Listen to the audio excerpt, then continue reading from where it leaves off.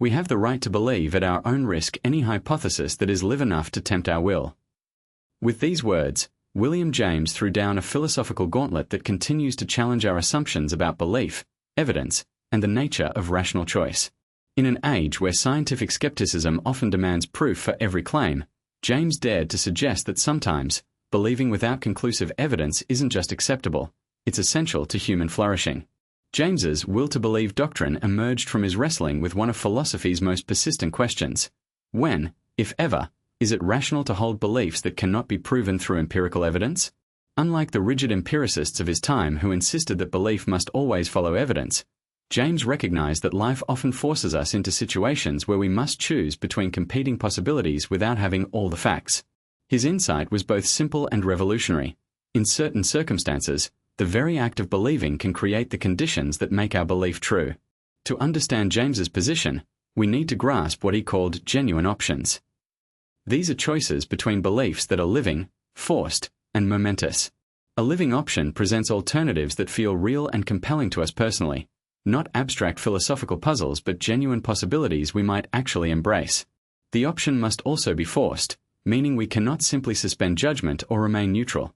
Circumstances demand that we choose one path or another. Finally, the choice must be momentous, involving significant consequences that cannot easily be reversed. Consider James's classic example of religious belief. For someone genuinely torn between theism and atheism, this represents a living option.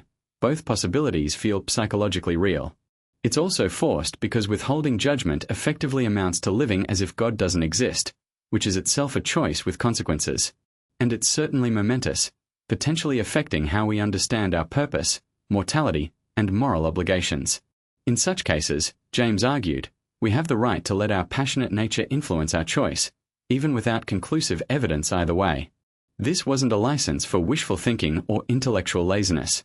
James insisted that the will to believe applied only when our intellectual faculties had genuinely reached their limits, when reason alone could not decide between competing options. He also emphasized that our beliefs must remain open to revision as new evidence emerges. The will to believe was never meant to override clear evidence or shut down inquiry, but rather to provide guidance when evidence runs out and life demands that we act.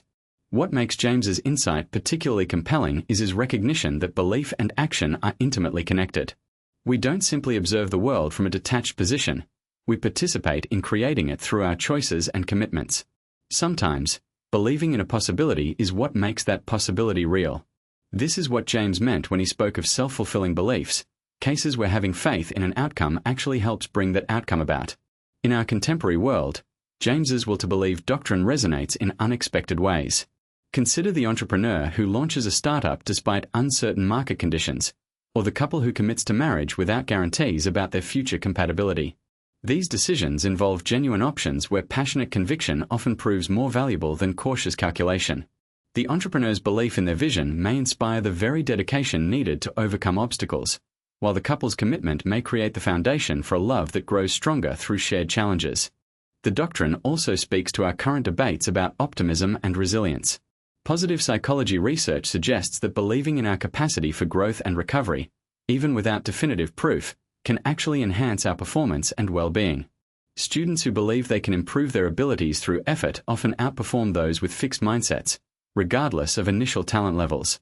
This echoes James's insight that our beliefs about ourselves can become self-validating through the actions they inspire. Even in our relationships, the will to believe plays a crucial role. Trusting a friend despite incomplete information, giving someone the benefit of the doubt, or maintaining hope in a struggling relationship. These represent living options where belief itself can transform the situation. Trust, as James might have observed, is often something we must choose before we have sufficient evidence to justify it. Yet it's precisely this act of faith that creates the conditions where trustworthiness can flourish. Critics have long argued that James's doctrine opens the door to dangerous irrationality, but this misses his careful limitations. The will to believe never justified beliefs that contradict clear evidence or that we adopt merely because they comfort us. It applied only to those pivotal moments where reason reaches its limits and life forces us to choose between genuine possibilities. Perhaps James's greatest contribution was recognizing that pure objectivity is often an impossible ideal. We are not detached observers but engaged participants in an unfolding reality. Sometimes, our willingness to believe in possibilities, in ourselves, In others, in values that transcend immediate self-interest, helps create a world worth inhabiting.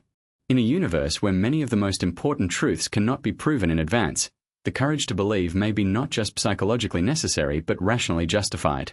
Subscribe to The Psychology of William James to explore more of his timeless ideas.